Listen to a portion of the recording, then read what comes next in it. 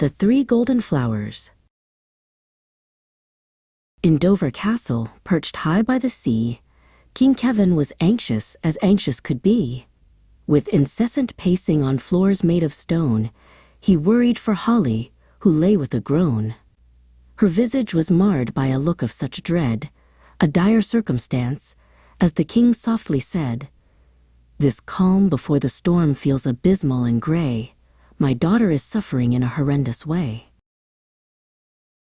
Princess Holly clutched at her middle in pain, as tears like a summer storm started to rain. "My tummy is twisting. It's horrendous," she cried, "like a bickering squabble of giants inside. This monthly ordeal is a burden to bear. It exacerbates every breath of the air. My energy wanes. I am reduced to tears. This severe monthly trial is the worst of my fears." King Kevin called Cedric, a knight bold and bright, whose exemplary spirit was a glorious sight. "I request you proceed to the fields near the shore, to right a wrong, Cedric, and health to restore. Take this itinerary. Do not falter or fail, for without the 3 orchids, our hope will all wane. The stake is her health, so maintain your resolve, lest this dire dilemma we never shall solve." Cedric was energetic, enthusiastic, and brave, determined the health of the princess to save. He searched through the meadows, so spacious and green, where the scent of the salt spray was fresh and was keen. "I shall not allow her demise," he declared, as he looked for the flowers for which he had cared. He was on the brink of a wonderful find, with the hope of the kingdom held fast in his mind. But someone was watching, notorious and sly, with a petulant look and a glint in her eye. Nadine, the soldier in a uniform of pink, had a plan to make Cedric's quest suddenly sink. With braids made of gold, she was prone to such mischief. To sabotage heroes was her primary belief. She intended to instigate chaos and strife, to be the most troublesome soul in his life. Cedric found 3 flowers, superior and bright. Their petals were gold and a source of delight. Ecstatic, he shouted, the search was not long. These flowers will surely right every wrong. He placed them with care in a satchel of leather to protect them from variable, erratic weather.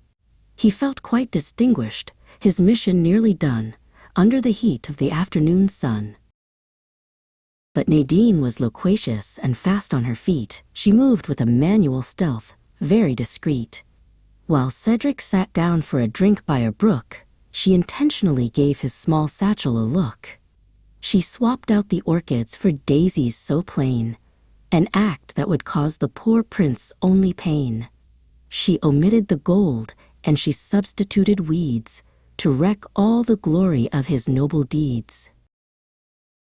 When Cedric returned, the king was incensed. His fury and outrage were highly condensed. "You bring me these daisies? This stuff and nonsense? Your lack of competence makes me feel tense. It's an appalling error, a lackluster try. To top it off, Holly is starting to cry. Go back to square one. This is out of the question. Your former success was a hollow suggestion."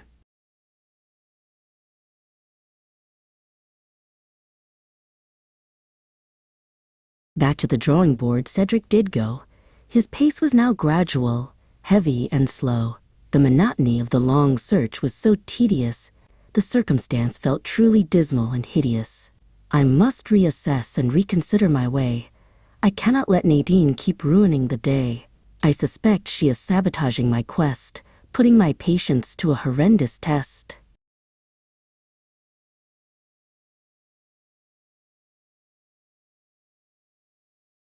He found 3 more orchids, akin to the first, but this time he prepared for the absolute worst. He saw Nadine lurking, reminiscent of a cat, thinking, "I won't be a victim to mischief like that." She tried to evade him, to elude his keen sight, but Cedric stayed vocal and ready to fight. "I won't let you confiscate these," he did shout. Your sabotage ends now without any doubt.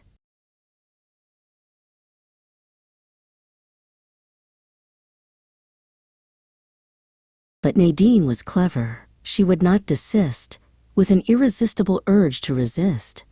She threw a handful of poppies, so red and so bright, to mimic the orchids and blur Cedric's sight. In the cacophony of the wind and the spray, she snatched the gold flowers and ran far away. "Your mission is barred," she cried with a sneer. "The end of your glory is finally near."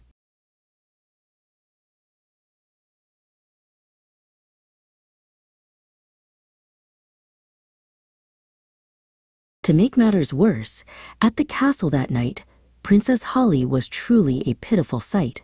Her pain had escalated, her spirit was low. My tummy, it's hurting me so." Cedric returned, to no avail sans the prize, with look of such dismal regret in his eyes.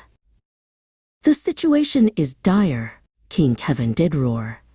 "If you fail once again, you'll set foot here no more."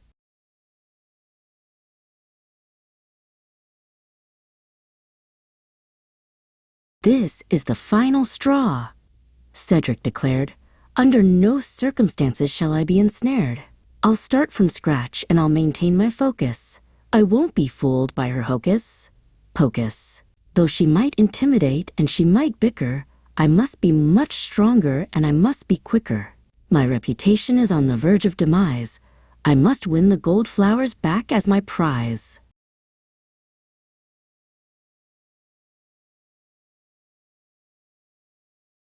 He caught her red-handed by the edge of the cliff.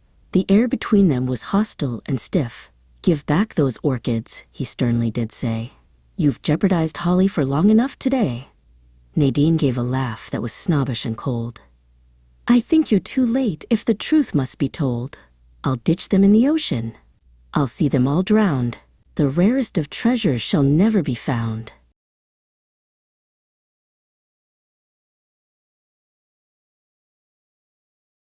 "Think twice," Cedric warned. "For your rank is at stake. Is this the legacy you really want to make? You've vandalized hope and you've hindered the cure. Your motives are anything but noble and pure." Nadine hesitated. Her ego was stung by the sharp reprimand of the prince's own tongue.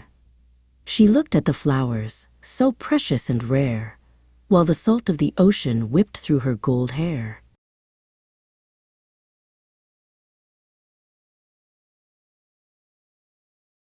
Cedric lunged forward and snatched back the gold, a maneuver that was both courageous and bold. "I've got them," he cried, with a heart quite elate. "Fortunately, it is not yet too late." He left Nadine standing, out of bounds and alone, while he raced back to the king on his throne. There was light at the end of the tunnel at last, as the shadows of failure were finally cast.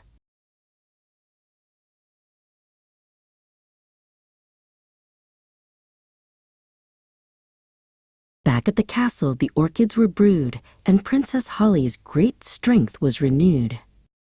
The tea was delicious, a taste like the sun, and finally, the healing begun. Her cramps did diminish, her pain did all cease. The atmosphere shifted to comfort and peace.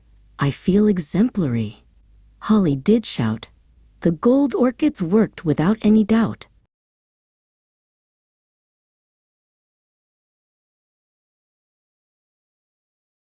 Nadine was summoned to hear her new fate for her hostile actions and excessive hate. Her soldierly rank was promptly revoked by the king, who was clearly no longer provoked. The prince was a hero, indispensable and true, while the flowers of gold sparkled, wet with the dew. The irony was that the girl who sought power was defeated at last by the strength of a flower.